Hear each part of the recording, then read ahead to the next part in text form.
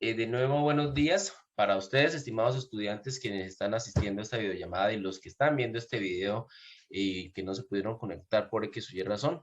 Tengan todos un buen día. En esta oportunidad vamos a explicar el desarrollo de la guía número 3 de este primer periodo correspondiente a Economía y Política. Ya en la anterior videollamada de filosofía les había hablado sobre en qué semana vamos, lo que deben hacer y todo eso. Tengan presente que, bueno, no voy a volver a sermonearlos porque creo que lo que tenía que decir ya lo dije en la anterior videollamada. Entonces creo que para avanzar y con el fin de que no necesariamente tengan que hacer 2 horas de esta videollamada, aprovechemos el tiempo al máximo y expliquemos qué hay que hacer. Pues ustedes pueden ver que esta guía es para el viernes, como ustedes bien saben, hasta las 6 de la tarde sobre 50 la calificación. Recuerden que califico parámetros de forma y contenido. Recuerden enumerar las páginas de su trabajo para que me sea más fácil organizar el PDF. Resulta y pasa que ustedes muchos, si logran enviarme el trabajo en PDF, me ahorran tiempo para la calificación.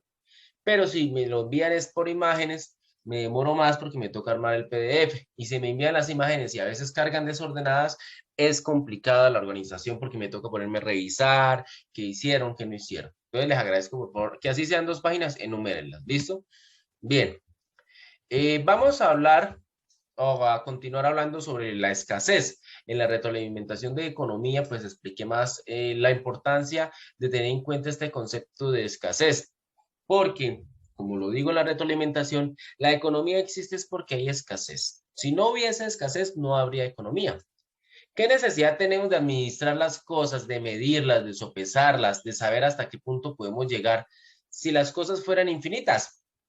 Si hubiera agua de sobra, si hubiera recursos minerales de sobra, si hubiera recursos naturales o bióticos, ¿sí? Y abióticos de sobra, pues no necesitaríamos administrarlos, pero desafortunadamente nosotros estamos confinados a los que nos brinda este planeta nada más, ¿sí? Y así pudiéramos salir al espacio exterior, no podríamos decir que los recursos fueran infinitos porque de acuerdo a nuestra capacidad de acceso tendríamos un límite, ¿bien? Entonces, vamos a hablar ahora de la escasez de uno de los elementos o recursos más importantes de la naturaleza, el agua. Y como ustedes bien saben, el agua es fundamental, ¿sí? Entonces, el primer punto tiene que ser, ojo, a partir de la lectura del texto, ¿cuál texto? Pues este texto, esta guía, obviamente también yo explicaré ahorita más cosas, pero es hasta aquí. Esta página de la escasez del tiempo no va, porque es sobre el agua lo que tienen que hablar, no sobre el tiempo. Esto lo haremos posteriormente si queda tiempo, ¿listo? Pero en esta oportunidad solamente la guía es en torno a la escasez de agua potable. Entonces, el primer punto es, a partir de la lectura del texto, comenta en 50 palabras la problemática en torno a la escasez del agua a nivel mundial. Vamos a ver que el agua es un recurso, como todos los recursos, es finito. Y además de ser finito, es un recurso que juega un papel fundamental en el desarrollo de la humanidad y en la existencia de la humanidad. Sin un recurso hídrico como el agua, nuestra existencia como civilización tal cual la conocemos hoy en día no sería viable, ¿sí? No podríamos existir, desafortunadamente, ¿bien? Entonces el agua juega un papel fundamental que a veces lo menospreciamos. Siguiente, ¿consideras que en nuestra región hay escasez de agua? Argumenta tu respuesta. Entonces, a partir de los indicadores que nos da el documento, la tabla y todo lo demás, ¿sí? Ustedes tienen que mirar, oiga, hay eh, bastante agua y poca agua en nuestra región. ¿Cómo así nuestra región? Latinoamérica, de México para abajo. Bueno, una zona que tiene una identidad histórico-cultural bastante semejante. Bien. Eh, Tercero, este ya nos ha conectado. ¿Consideras que los habitantes y el sector productivo de nuestra región cuida y emplea el agua apropiadamente? Argumente su respuesta. Es una pregunta que ustedes pueden responder, ¿sí? Entonces, yo sí quiero aclarar algo aquí, ya que ustedes están conectados, chicos y chicas. No me pregunten, por favor, si este trabajo lo pueden hacer en grupo, si este no. Como bien lo he explicado, ustedes deben saber que lo único que admito que sea una misma respuesta es cuando no hay otra opción de respuesta, porque es que la única opción que aparece en el texto, ¿sí? Pero cuando ustedes tienen que escribir, que explicar, que argumentar, que desarrollar, todos ustedes no piensan igual. Por más de que seamos dos personas que compartamos mucho, 3, 4, 5, hasta que vivamos en que seamos, bueno, Miguel, Esteban, hermanos, ustedes piensan diferente, por ejemplo. No es que los esté aludiendo a ustedes, sino pongo el ejemplo porque ustedes, pues uno sabe que conviven juntos, ¿sí? A lo que voy es que por más de que estemos conviviendo en un mismo espacio o hasta que nos llevemos bien con una persona, si no convivimos en el mismo espacio, nosotros pensamos diferente. Entonces no pueden ser los trabajos iguales. Y más cuando son trabajos en donde estoy pidiendo su pensamiento, ¿sí? El único trabajo que admito igual que ustedes me digan, no, profe, es que 3 estudiantes tenemos la misma respuesta, es porque es del mismo texto literal, es que yo le estoy preguntando qué significa tal cosa y en la misma guía está la respuesta, de resto no. Pero estas preguntas, hacerlas iguales es hacer copia, es hacer lo que la otra persona hizo y ya, y es un acto de pereza a mi parecer. Bueno, Profe, no entonces que quede porque claro puede por ser la favor esa misma situación. respuesta, Miguel, sí señor. que puede ser la misma respuesta, porque el trabajo, la pregunta es la misma. No puede ser la misma respuesta porque es que por más que sea, usted no piensa igual que los demás. ¿Sí? Recuerde que estamos en humanidades y la investigación cualitativa no es tan exacta o describir las cosas no es igual para todo el mundo. Si fuera matemáticas, claro, yo no les puedo pelear eso porque, bueno, hay diferentes formas de desarrollar un ejercicio, pero si yo les pongo, a no ser de que yo les ponga diferentes ejercicios, ustedes me van a entregar el mismo desarrollo y cómo puedo decirles que no, porque es una disciplina exacta, ¿sí? Pero las ciencias sociales, su objeto de estudio es más variable, ¿sí? No es tan exacto, no es tan cuadriculado como sí lo es las matemáticas. Entonces, que quede claro. Bueno, ciencias sociales, humanidades, economía y política, filosofía. Bien. Entonces, después de haber aclarado esto una última vez, porque no lo vuelvo a aclarar, porque eso es algo que yo aclaré desde la primera semana, pero veo que ha generado inconformidad entre algunos de ustedes. Eh, a continuación, inicio leyendo el texto. La escasez de recursos. Perdón, voy a revisar aquí algo antes de iniciar. Permita.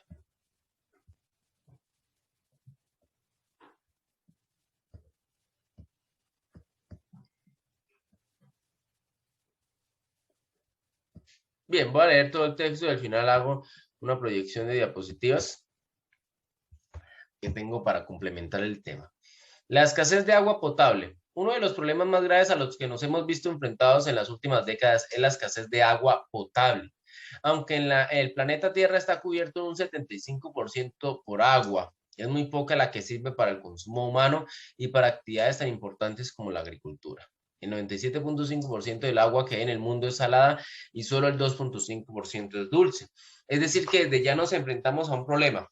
A partir de los recursos del medio ambiente como tal, de lo que hay, tenemos claro que los recursos hídricos potables, es decir, aquellos que podemos usar sin ningún inconveniente, son escasos. Solamente el 2.5% del agua sirve para nuestro consumo y para el desarrollo de una actividad tan elemental como la agricultura. Perdón, me dio hipo. Entonces, ustedes deben tener presente que desde ya es claro que el agua es prácticamente sagrada, porque es que sin ella no podríamos desarrollar nuestra existencia. Veremos ahorita por qué. Bien, no es difícil imaginarnos la importancia que tiene el agua en nuestra vida diaria. La utilizamos, por ejemplo, para beber, como yo cuando estoy dando clase, para cultivar alimentos y para bañarnos. Un día en el que uno no use agua es un día en donde uno se va a enfermar, va a aguantar sed, no se va a poder bañar, no va a poder comer. Entonces el agua día a día, aunque no lo parezca, está ahí como uno de los pilares fundamentales de nuestro proseguir diario. Bien, en el último medio siglo, el ser humano ha triplicado el uso de agua dulce. Esto se debe, en parte, al crecimiento de la población, al desarrollo de la industria y la expansión de la agricultura. Hoy en día somos casi 8.000 millones de habitantes, somos más de 7.000 millones de habitantes. Y tanta población implica mayor demanda de recursos hídricos y además de mayor demanda de agua potable implica mayor contaminación. Entonces, tras que estamos necesitando más agua para nuestra supervivencia, la que existe, la estamos contaminando inapropiadamente. Bueno, Pero el problema no es solo la escasez de agua dulce, sino las dificultades para acceder al agua potable, es decir, agua con el tratamiento necesario para que la bebamos sin correr el riesgo de adquirir enfermedades. En las últimas décadas ha aumentado considerablemente la cobertura de agua potable en el mundo, pero aún así existe alrededor de 1.100 millones de personas que no tienen acceso a agua tratada, especialmente en Asia y África. Si son 7.000 millones de habitantes y hay 1.100 millones de personas que no tienen acceso a agua tratada, ¿qué porcentaje sería? Como un 15, un 17% de la población mundial, ¿cierto? Si no me equivoco. Ustedes me ayudarán. Que no tiene acceso a un recurso tan fundamental como el agua es mucha gente. Entonces nosotros creo que debemos sentirnos, a pesar de que el agua en Santa Elena lo pone a veces como que llega sucia, como que deja mucho que desear, pues es relativamente apta para el consumo humano, ¿cierto? O al menos pues se hace lo posible, ¿bien? Pero de todas formas no pasa como en esas regiones de Asia, de África, donde ese recurso hídrico es tan poco higiénico o tan escaso que genera conflictos, que genera inclusive enfermedades. Que los jóvenes, que los niños mueran por aguas contaminadas es algo que afortunadamente en nuestra región no ocurre, pero sí ocurre en regiones de Colombia como La Guajira o sí ocurre en regiones de Asia y África. ¿Listo? El problema de acceso al agua potable es de gran importancia, especialmente si tenemos en cuenta que las enfermedades transmitidas a través del agua causan la muerte de un niño cada 8 segundos y que el 80% de las enfermedades que se producen en los países en desarrollo se deben a ese mismo problema. Es decir, el agua como columna vertebral del desarrollo de la sociedad que aún en pleno siglo XXI, a pesar de que ya sabemos el riesgo que tenemos tan enorme por consumir agua no potable, por consumir agua contaminada o con un mal manejo, aún así sigue ocurriendo que en grandes regiones del mundo, un 15-20% de la población, no tiene en cuenta eso, no es tanto por ignorancia, sino por una pésima administración, por la incapacidad de los gobernantes de turno y de la misma población de establecer un mejor manejo y a su vez de la misma escasez de este recurso hídrico. Bueno, porque si el agua está escasa y la gente no tiene acceso al agua, pues le toca tomar lo que encuentre. Bueno, bien, entonces continúo.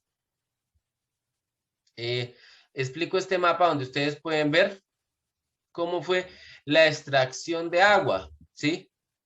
De agua como porcentaje del total disponible. Podemos ver que en los países del África subsahariana, ¿cierto?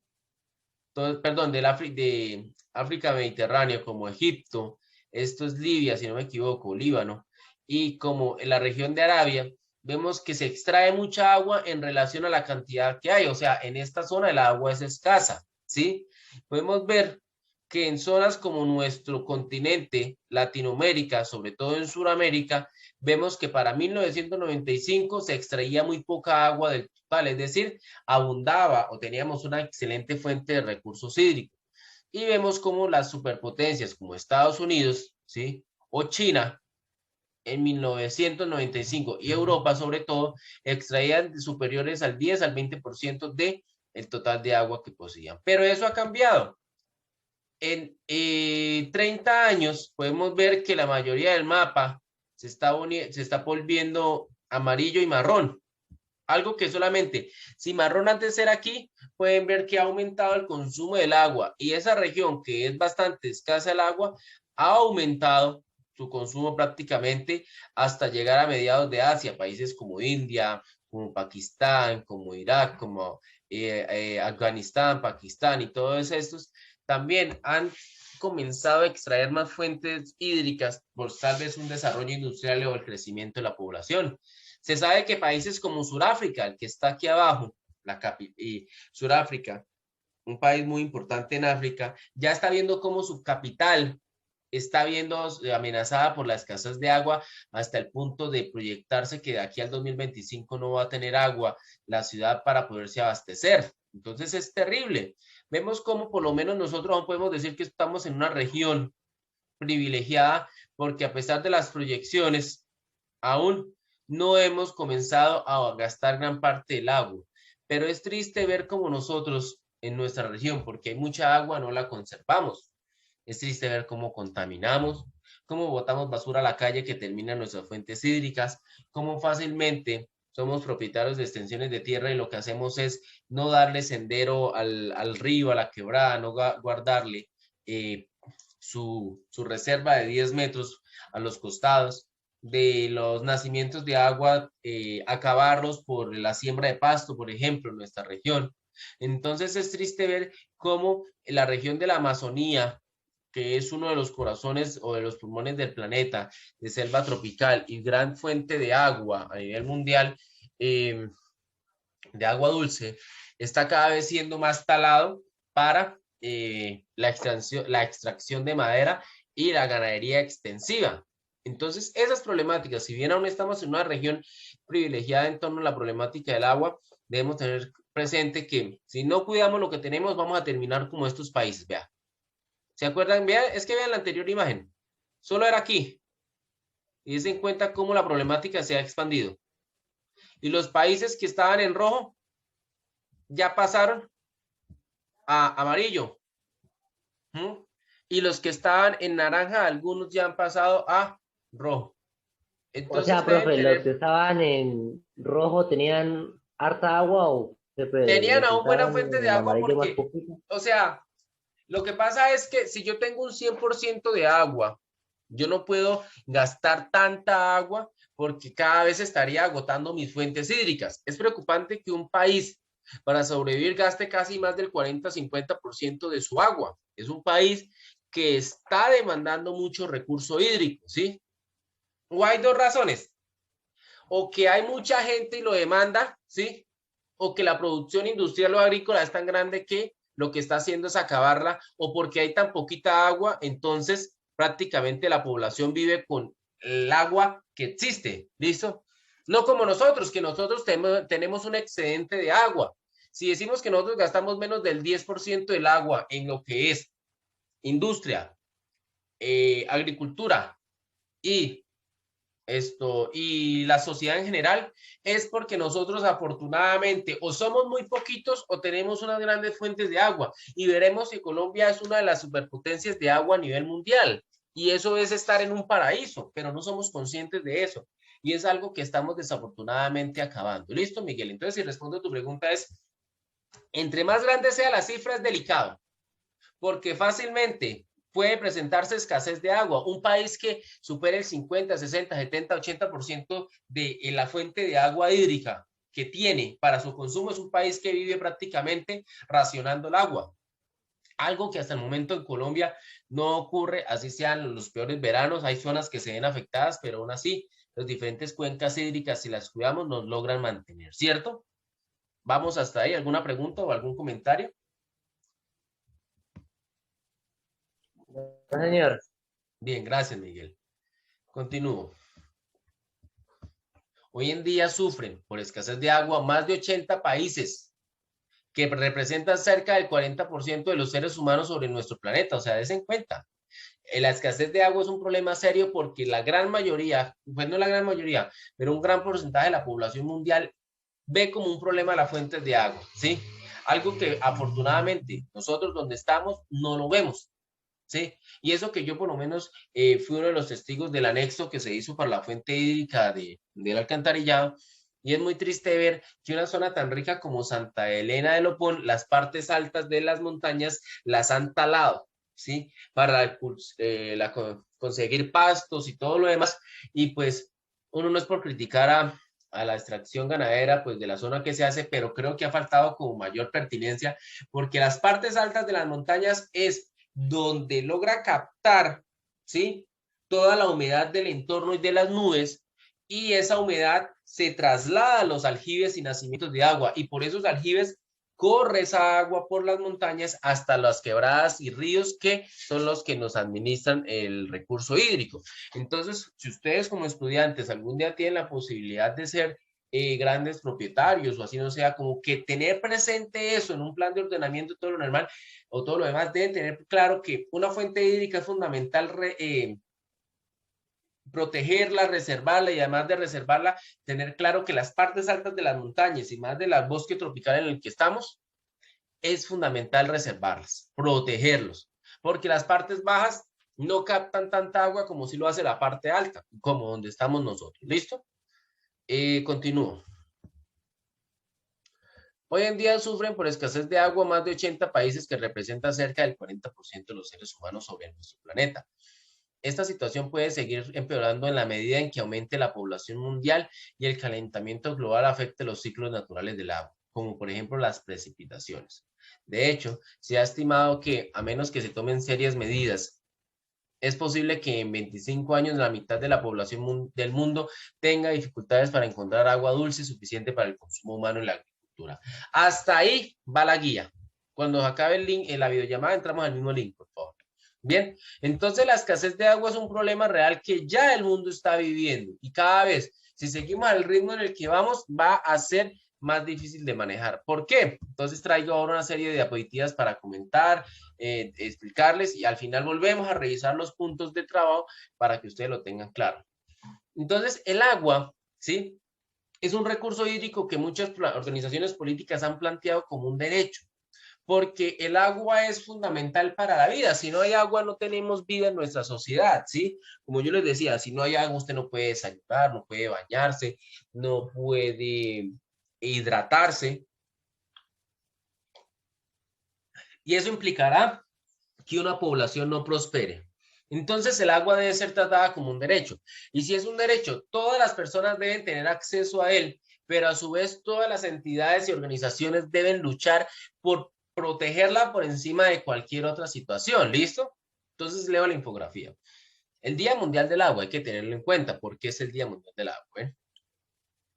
Todos los años celebramos que el 22 de marzo es el Día Mundial del Agua, un recordatorio para reclamar y garantizar el acceso al agua y el saneamiento para todas las personas. Entonces recordemos, 22 de marzo, Día del Agua. ¿Por qué? Porque es un día en donde cada año se intenta analizar cuál es el resultado de, cuál es la situación actual del agua. Uno dice, profe, pero ¿para qué el Día del Agua? ¿Para qué el Día del Árbol? Bueno, esos días, por obligación, todos tenemos que mirar cuál es la situación y esos días sirven para ver cuál es el estado de la problemática y ver qué se puede hacer para que el otro año, cuando volvamos a ese día, se pueda decir, oiga, se mejoró en relación al año anterior. Entonces, esos días que ustedes a veces ven como aburridos cuando los hacíamos en las izadas, que se hacían carteleritas y todo eso, tiene una función fundamental. Buscan que al menos en ese día las organizaciones encargadas del el agua a nivel mundial, pues tengan una hoja de ruta a tratar año a año para ver cómo mejoran en la distribución y apropiado cuidado del agua. ¿Listo?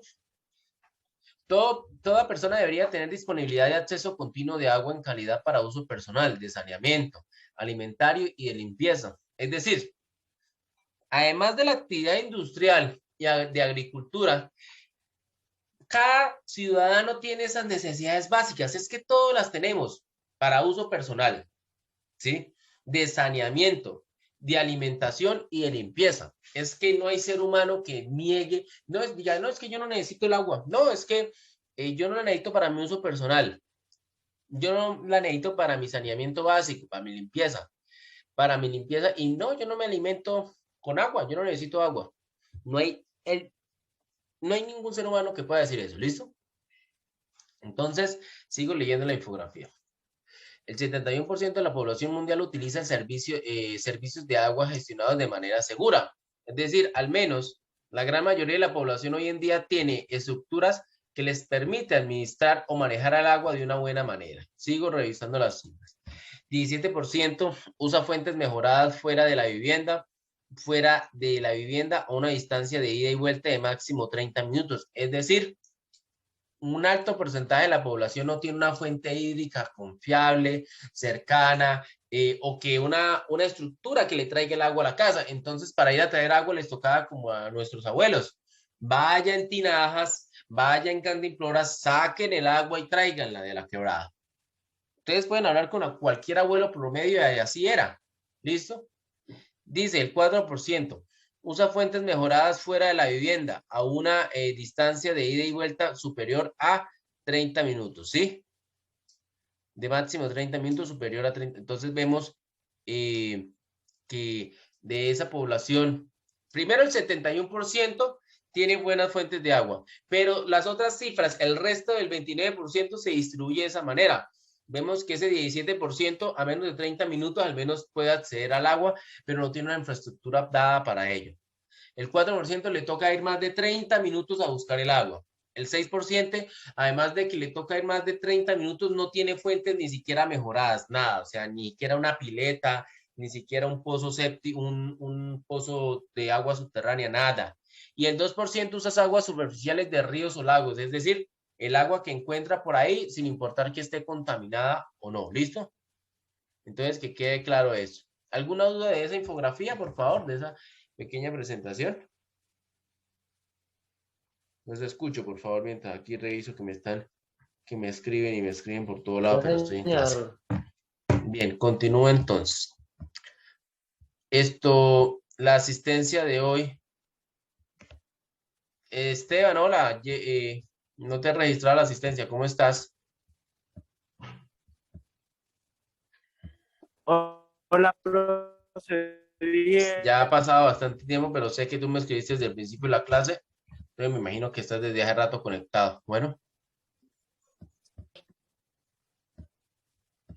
Bien, continúo. Recuerden que cuando el link se corte, entramos al mismo para continuar la grabación. Bien, entonces, más datos del Día Mundial del Agua y del agua en general para que los tengamos presentes. La respuesta está en la naturaleza, dice la infografía de Pablo González Cebrián, según la fuente de la ONU, Organización de Naciones Unidas.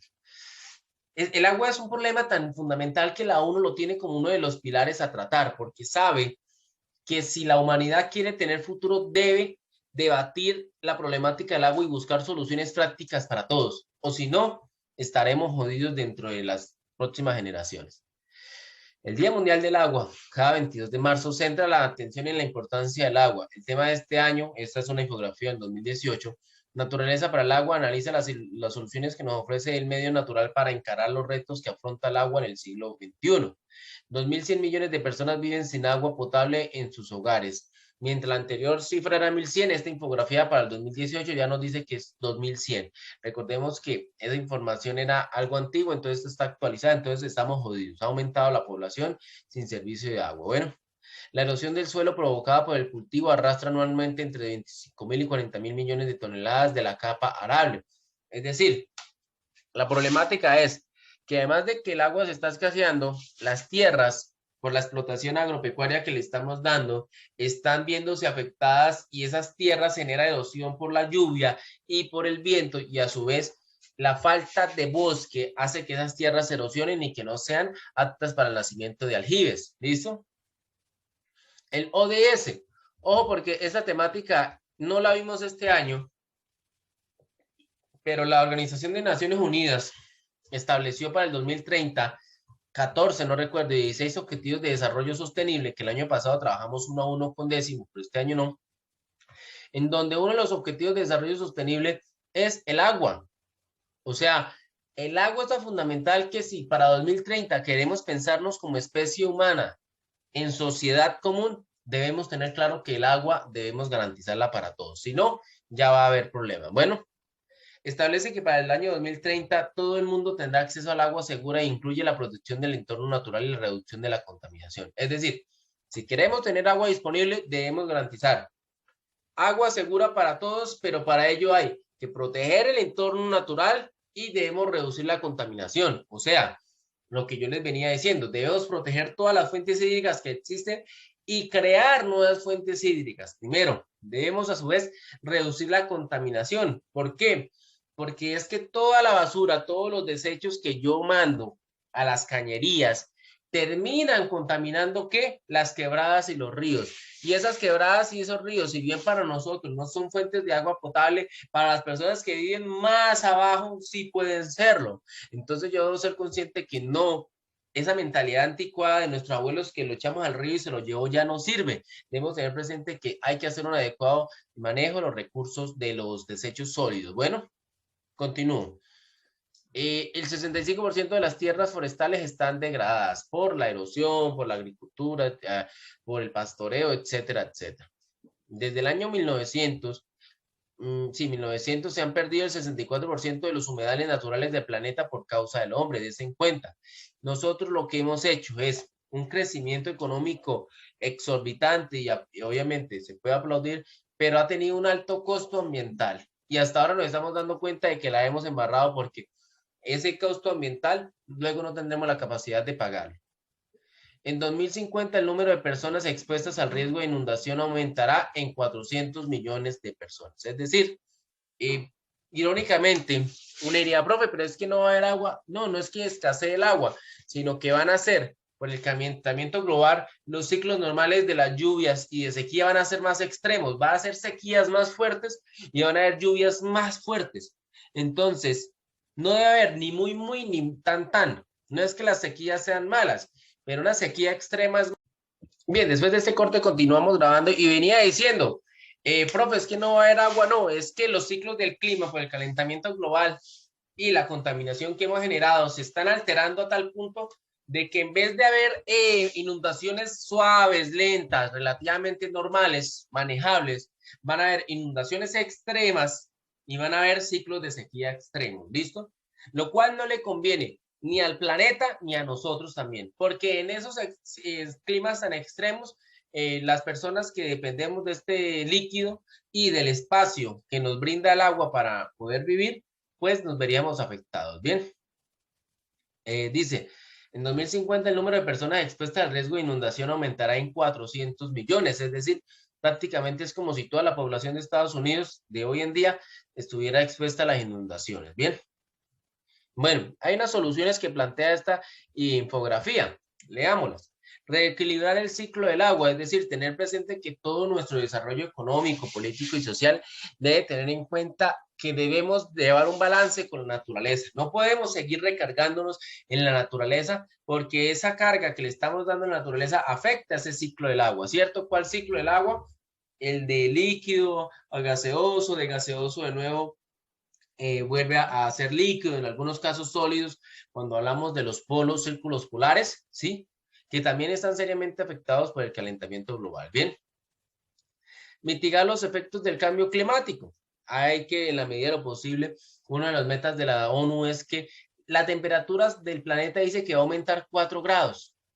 Si aumenta más de 2 grados, llegará a un punto de no retorno en donde nos iremos al carajo, porque ya más de 2 grados es pésimo.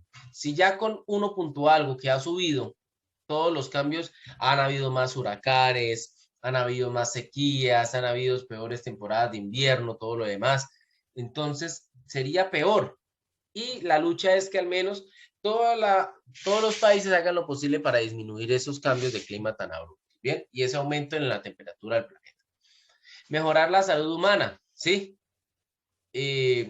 Tenemos que mejorar nuestra relación con la naturaleza porque eso nos va a permitir un aire puro, ¿sí? Una sana alimentación. Nosotros a veces nos alimentamos tan mal que no nos damos cuenta que en nuestra mala alimentación estamos siendo consumistas. El exceso de consumir carne, por ejemplo. Entre más carne yo consuma, más daño le estoy haciendo al planeta, no solamente por la vida del animal, sino para el pastoreo o para la producción de la carne animal. Está demostrado que es un gran contaminante. Entonces, yo no puedo decirle aquí, oiga, vuélvanse vegetarianos, no, pero al menos tenga presente que hay que ser conscientes que entre más carne coma, hay un límite necesario para la obtención de hierro, de ahí para allá solamente lo hacemos por placer. Bueno, proteger los medios de subsistencia, es decir, hay que proteger aquellos elementos que hoy en día tenemos como la Amazonía, como los lugares que son unos ecosistemas fundamentales no solamente para nosotros, sino para la vida animal. Bien, la economía circular. Resulta y pasa que en vez de fabricar objetos que tengan un solo uso y que tengan una muerte específica, se debe pensar cada vez más en fabricar objetos que puedan ser reutilizables en el mercado. ¿Cómo así? ¿Qué significa la economía celular? Yo compro un celular, compro este celular, lo vendo, no mentiras, compro este celular. Y si lo compro, la idea es que cuando yo lo use, lo pueda usar lo más posible y si se me daña, no tenga que botarlo, sino que por el contrario pueda arreglarlo, o si lo voy a botar, no se pierda todos los componentes de este celular, sino que se extraiga la gran mayoría de lo que sirve, se reutilice y se vuelvan a meter en otro nuevo celular o en otro sistema de mercado. Es decir, que se haga una especie de reciclaje como para traerlos en palabras más sencillas, en donde la economía no necesita extraer cosas nuevas. ¿Por qué? Porque es que resulta y pasa que está demostrado que por lo menos la basura electrónica es uno de los mayores contaminantes, porque para hacer un celular se necesitan minerales, ¿sí? Hierro, aluminio, se necesita oro, se necesita coltán y demás minerales que implican una destrucción del planeta. Pero si yo ya extraigo ese mineral y este celular cumple un ciclo de vida, aún los minerales están ahí y se pueden recuperar, o las microchips o demás cosas que se puedan reutilizar de la mejor manera posible. Entonces, eso es una economía circular, que todo lo que está en la economía trate de reutilizarse y readaptarse para no siempre estar extrayendo y explote la naturaleza cada vez que sea supuestamente necesario. ¿Listo? Utilizando esas soluciones ayudamos a proteger el medio natural y también hay que reducir la contaminación.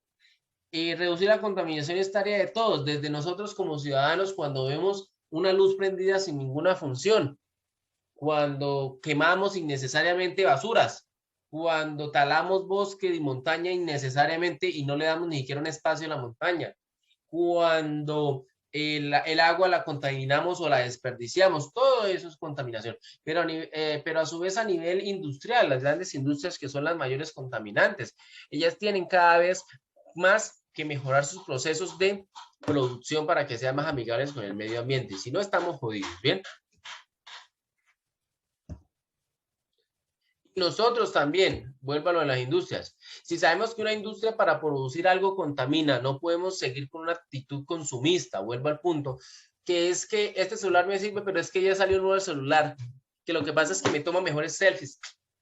No, eso implicará que la industria extraiga minerales para darme un nuevo celular cuando este aún cumple su función sin ningún problema. Entonces, esa actitud consumista de que todo lo nuevo lo tengo que comprar, así ya tenga algo que me cumpla esa función, atenta contra el medio ambiente hoy en día. ¿Listo? Bien, ¿alguna pregunta, algún comentario de esto? Los escucho para antes de continuar. Señor.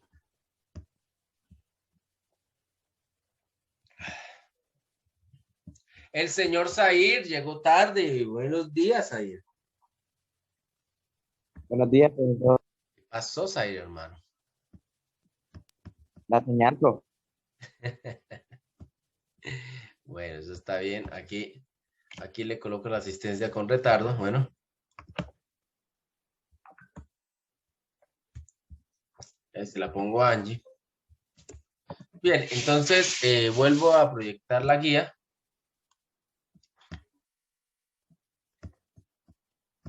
Y paso a la siguiente infografía, que habla sobre la huella del agua.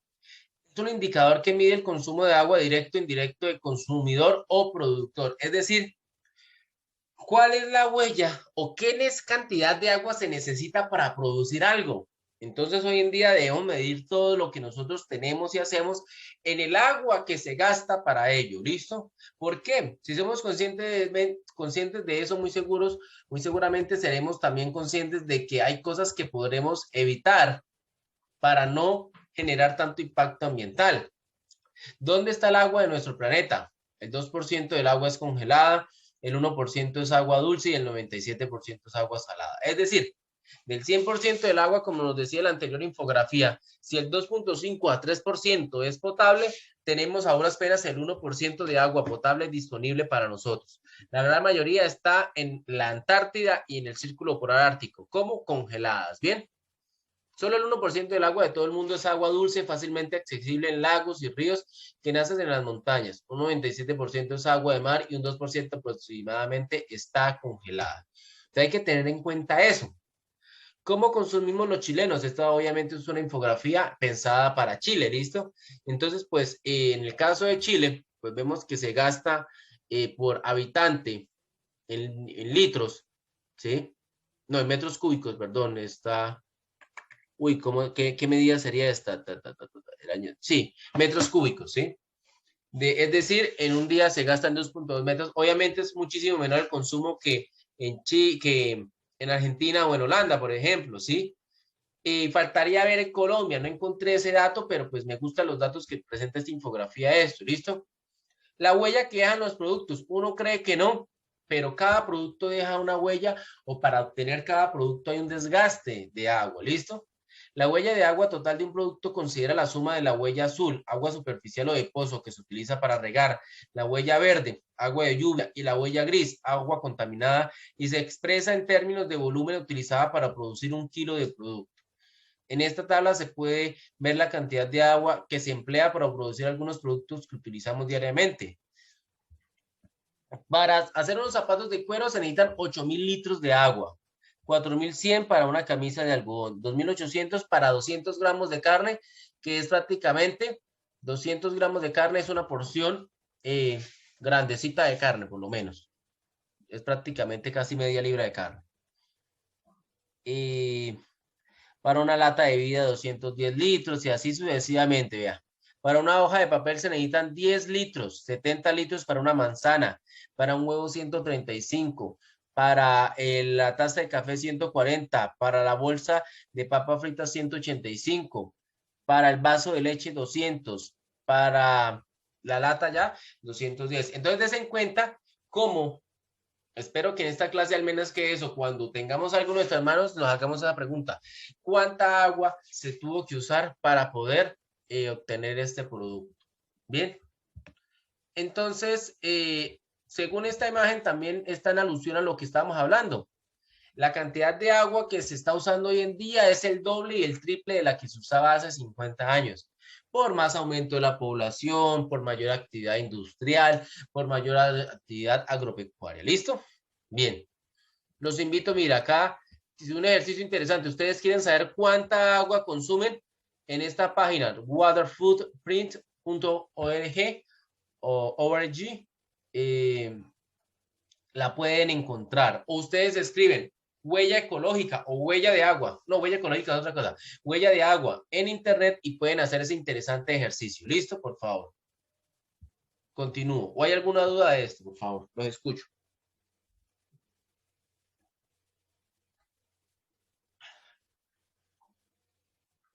Bien, como el silencio otorga, continúo. Entonces, el agua. Hay que tener en cuenta que desafortunadamente, si bien es un derecho universal, no sé si está consagrado en los derechos humanos, pero creo que sí, indirectamente, no todos tienen ese acceso, ¿sí? Esta imagen nos dice que el 12% de la población mundial carece de agua potable. Recuerden que estamos hablando del 10 al 20%, dependiendo de la cifra de la fuente que encontremos, ¿listo? 4.500 niños mueren por día debido a falta de acceso a agua limpia. El agua que no es limpia trae infecciones, trae diferentes bacterias que en el organismo de una joven pueden ser mortales. Bueno, el 8%, es decir, 50 millones de personas no tienen acceso a agua potable en Latinoamérica. Es decir, a pesar de que estamos en una de las mayores reservas de agua del mundo, ahorita lo veremos, hay personas que no tienen acceso a agua potable, lo cual es terrible, porque eso se admite en un lugar donde no haya agua, fuentes de agua, pero aquí hay y en abundancia, ¿bien? 12,5 millones, 12,5%, es decir, 554 millones de personas en Asia y en África 319 millones, es decir, el 32%. Es decir, esta cifra nos dice que prácticamente más del 50% tiene problemáticas de...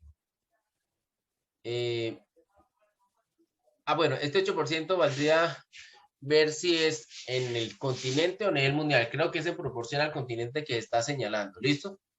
3,5 millones de muertes están relacionadas con la falta de agua potable y el 80% de las aguas residuales fluyen sin tratar en el medio ambiente. Ese también es un enorme problema, como les decía anteriormente.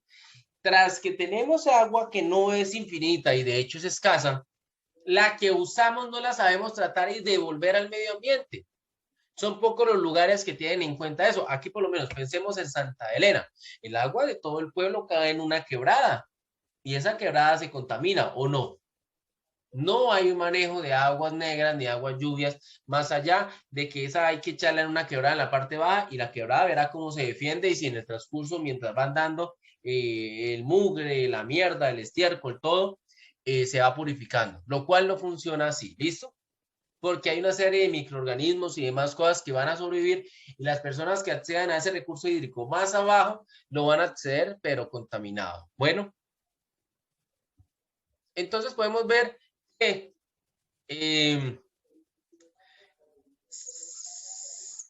se me olvidó esta gráfica es del total de kilómetros cúbicos de agua que posee un territorio en reserva, ¿sí?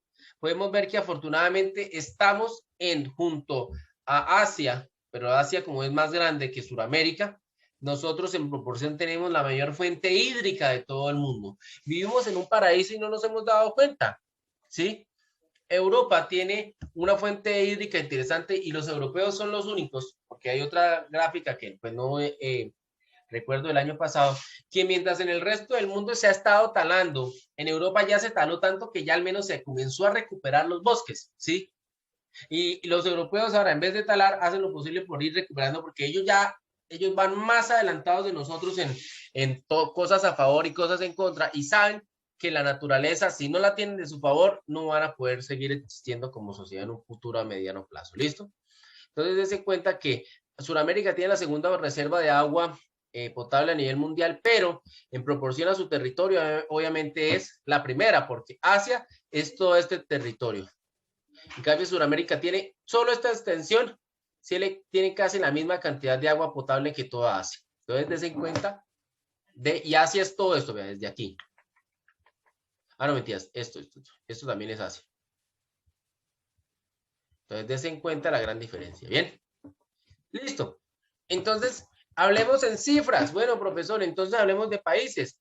Colombia, dentro de los 10 primeros países del mundo que posee mayor reservas de agua a nivel mundial. Nuestro vecino, el gigante Brasil, es el que mayor reservas de agua posee, a pesar de que están que tumban el Amazonas, jamás no poder, seguido de Rusia, de Estados Unidos, Canadá, China. Dense en cuenta, las principales superpotencias, a pesar de que están industrializadas a más no poder, son conscientes de que su recurso hídrico es fundamental y lo cuidan y prefieren a veces ir a contaminar los de otros países que el de ellos, porque ellos sí saben la importancia que tienen los recursos. Colombia está en el 6º lugar. Es un orgullo porque es que des en cuenta, de estos países, la gran mayoría son enormes países en extensión. Brasil es enorme, Brasil es como 6 veces más grande que Colombia, Rusia también, Estados Unidos también, Canadá también, China también, India también es un país grandísimo. Y los únicos países que ahora apenas podemos, y eso que Venezuela es más grande, inclusive también en extensión, pero de todas formas Colombia está superando a esos países que son iguales o un poquito más grandes como Indonesia, Perú y Venezuela, y Colombia se da la mano con los países enormes, ¿listo? En recursos hídricos, ¿listo? Entonces debemos tener en cuenta eso. Pero ¿qué pasa con Colombia? ¿Cuál es el secreto de Colombia? Resulta y pasa que nosotros tenemos una cadena montañosa, que ¿cómo es que se llama esa cadena montañosa que nos atraviesa? ¿Me avisan, por favor? La línea del Ecuador, no mentiras. ¿Cómo, Miguel? La línea del Ecuador. No, la línea del Ecuador es una medida abstracta que usamos para dividir el planeta, no. Una cadena montañosa que atraviesa toda Sudamérica y que llega hasta Colombia, ¿cómo se llama? La cordillera, ¿Cuál, Esteban? la cordillera central, ¿sí? Esa es una de las 3 partes de esa cordillera que se divide en Colombia, pero ¿cómo se llama esa cordillera?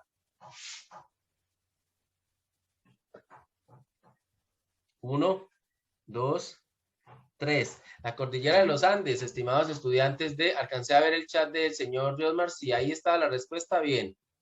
No, señor Diosmar, no, porque la de los Yariguíes hace parte, o es una cadena montañosa en donde estamos, pero desde Nariño, desde Pasto, hasta los Serranía de los Motilones, que es en norte de Santander, hay una cadena montañosa llamada Cordillera de los Andes, que a pesar de que está en todo el Ecuador, es una cadena montañosa que tiene una altura sorprendente y por ser tan alta, tiene una serie de páramos y de nevados que son nuestras principales reservas hídricas a nivel nacional.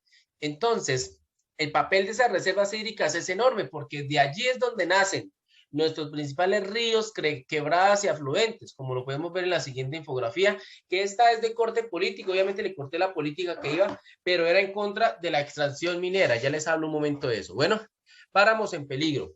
Los páramos son ecosistemas de montaña que cumplen con tareas importantes. Pueden absorber fácilmente el agua y la sueltan lentamente. Al ser tan altos, llegan a una altura en donde las nubes tienen tanta humedad que fácilmente las plantas, el musgo y todo ese ecosistema de ahí se vuelve una esponja que absorbe esa humedad y la transforma en agua, en gotas de agua que corren hacia los nacimientos de agua, ríos, lagunas que van naciendo. Bueno, permiten el almacenamiento de agua en pantanos y lagunas. Y de esos pantanos y lagunas de la parte alta de la montaña nacen los ríos como el Magdalena. Bueno, convierte la lluvia irregular en un caudal constante en los ríos. O sea, así llueva o no llueva, por ser esa humedad constante, permite que esos ríos siempre tengan alguna fuente de agua. Bueno, a su vez, tiene 70 especies de mamíferos que viven en esa zona, en especial una especie que es endémica, es decir, solo encontramos en nuestro país, el oso de anteojos. Bueno, a su vez, es el hogar de 47.000 especies de plantas y de comunidades indígenas y campesinas que también viven. Colombia tiene el orgullo, ¿sí?, de poseer casi el 60% de páramos de toda la región andina y el 98% de las especies vegetales de páramos que existen en el mundo. Es decir, esa arma o esa fábrica de agua natural solamente prácticamente está en Colombia y en algunos países de de Sudamérica. Es decir, nosotros somos bendecidos porque tenemos fábricas de agua fijas. No tenemos que matarnos por eso o excavar debajo de la tierra para encontrar agua subterránea. De pronto algunas zonas del país como La Guajira, pero en el resto tenemos agua de sobra. Bueno, ocupan el 2.5% del territorio nacional y generan el 70% del agua que consumimos. Es decir, la gran mayoría de agua que nosotros consumimos, que es poca para la cantidad que poseemos, es proveniente de los páramos. ¿Listo? Entonces, esta es en torno a una problemática minera que no voy a entrar a profundizar, pero está demostrado que muchos de esos páramos tienen grandes reservas de oro. Entonces, los gobiernos de turno, sobre todo de los últimos 20 años, han querido explotar esos páramos para sacarle ese oro, pero los ambientalistas dicen que esas explotaciones mineras van a generar daños irreparables en esos ecosistemas y esos ecosistemas van a dejar de prestar esa función. Además de que las especies de animales y plantas se verían seriamente afectadas o hasta desaparecidas, esos páramos dejarían de cumplir esa función de ser fábricas de agua, porque por más de que sea una intervención parcial o total, eso implicará que el páramo pierda su ciclo de vida natural y por ende que esa agua ya no sea captada. Otra imagen que ya no es con un aporte político, es esta propia en cuanto nos informa sobre el secreto de los páramos, ¿sí? Colombia es el país con mayor número de hectáreas de páramos en todo el mundo, 2,9 millones de hectáreas. 49%, Colombia alberga el 49% de todos los páramos del planeta, es decir, tenemos casi la mitad de las fábricas de agua del mundo solo en nuestro país. De los 36% de los municipios del país cuentan con zonas de páramo. 10% de varias especies endémicas del país como el cóndor y la danta habitan en los páramos. El 70% del agua que consume en el país proviene de los páramos. 350.000 campesinos habitan los páramos de Colombia y el 13% de los páramos colombianos cuentan con actividades agropecuarias, algo que se ha ido regulando porque no se debe hacer. De las zonas superiores a los 3.000 metros, porque, bueno, profe, ¿qué es un páramo? Un páramo es toda montaña que está por encima de los 3.000 metros de altura. Ah, profe, ¿qué es estar sobre los 3.000 metros de altura? Si nosotros estamos a 1.080 sobre el nivel del mar, 3.000 metros es estar 2.000 metros por encima de lo que nosotros estamos sobre el nivel del mar. O sea, hace mucho frío, cada vez más cerca de las zonas de nubes, por decirlo así. De las zonas superiores a los 3.000 metros sobre el nivel del mar, en el país tienen cultivos de papa, cebolla larga y arveja el 80%. El páramo creo que es 3.500, creo que es que está regulado entre 3.000 y 4.000. Ya comienza a ser zonas de páramo. Bueno, 10 municipios colombianos cuentan con más del 70% de su territorio con áreas de páramo. El páramo de Santurbán es considerado el segundo productor de cebolla larga en el país. De las 2,9 millones de hectáreas de páramos colombianos, solo 746.000 están dentro de los parques naturales. Es decir, hay una seria problemática.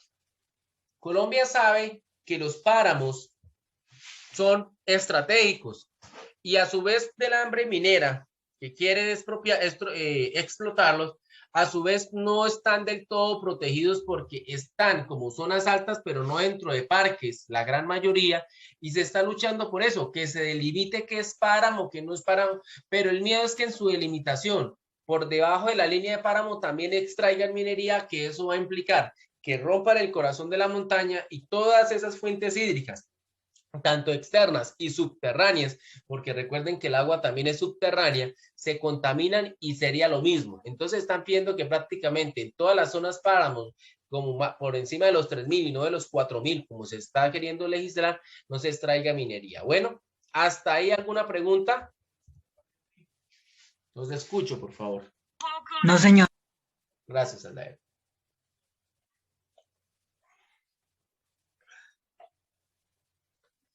Bien, entonces cierro con esta frase que la dijo Ismail Seraherdin, quien fue expresidente del Banco Mundial en 1995, una de las personas encargadas de analizar durante finales del siglo XX las proyecciones del agua a nivel mundial. Entonces él sencilla y llanamente, mirando toda la situación del agua, dijo, las guerras del siglo XXI serán por el agua. Y es algo muy interesante, ¿por qué?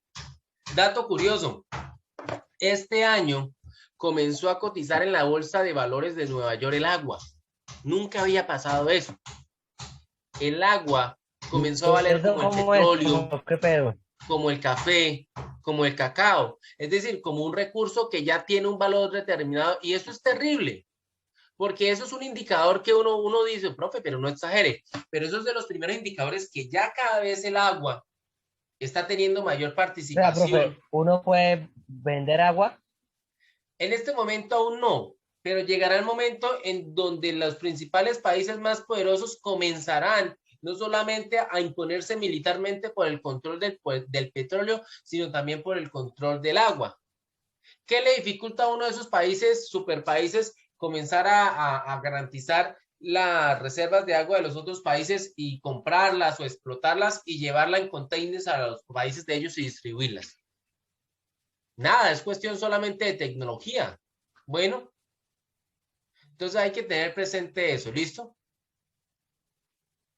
Bien, estimados estudiantes, con eso quiero que revisemos de nuevo la guía en cuestión rápidamente y revisando la guía en cuestión, vuelvo a las preguntas finales, ¿sí? ¿Qué dicen las preguntas finales? Dice, a partir de la lectura del texto, comenta en 50 palabras la problemática en torno a la escasez del agua a nivel mundial. Ahí tienen tanto el texto, de su posición personal y de todo lo que he explicado, la problemática pueden hablar. ¿Consideran que en nuestra región hay escasez de agua? Argumenta tu respuesta. Creo que he resaltado bastante la respuesta y también si ustedes miran la imagen, este mapa, fácilmente pueden dar la respuesta o a su vez el mapa que les mostré en las diapositivas. ¿Listo? Tercero, ¿consideras que los habitantes y el sector productivo de nuestra región cuide y emplee el agua apropiadamente? Argumenta tu respuesta. Esa sí es una opinión muy personal, es una opinión a partir de su experiencia de vida que usted fácilmente puede construir. ¿Listo? Entonces, ¿hay algo más que tenga que aclarar en esta clase de hoy? No, señor. Bien. Profe, una pregunta, Señor. hay una segunda pregunta donde dice, ¿consideras que en nuestra región hay escasez de agua? Eso uno la puede como sacar de unas, ¿De unas qué? o sea, como que eso, Como es que tu internet está lento y se corta el audio. ¿La puedes sacar de dónde? o sea, que si esa esa pregunta la puedo responder con mis palabras. Es que lo ideal es que todos la respondan con sus palabras, porque es que si yo encuentro las mismas respuestas de internet, ¿qué más puedo pensar? Que uno la sacó y los otros se la rotó. Muchachos, estas preguntas están hechas para que ustedes reflexionen, para que piensen, para que redacten, para que escriban. Quitemos la costumbre que todo tiene que ser transcrito. Dejemos la pereza, por favor. Más en ciencias sociales y humanidades en general, que necesito que ustedes desarrollen pensamiento crítico reflexivo. ¿Sí? No todas las Profesor, respuestas que ustedes tienen que dar de algo las pueden dar buscando en internet. Ustedes tienen que aprender a pensar por su propia cuenta. ¿Listo? ¿Algo más? No, señor. Bien, entonces no siendo más, les deseo lo mejor, espero que estén muy bien, voy a cortar la grabación y a su vez cierro la videollamada. Un feliz día, que estén muy bien, cuídense mucho, chao, chao.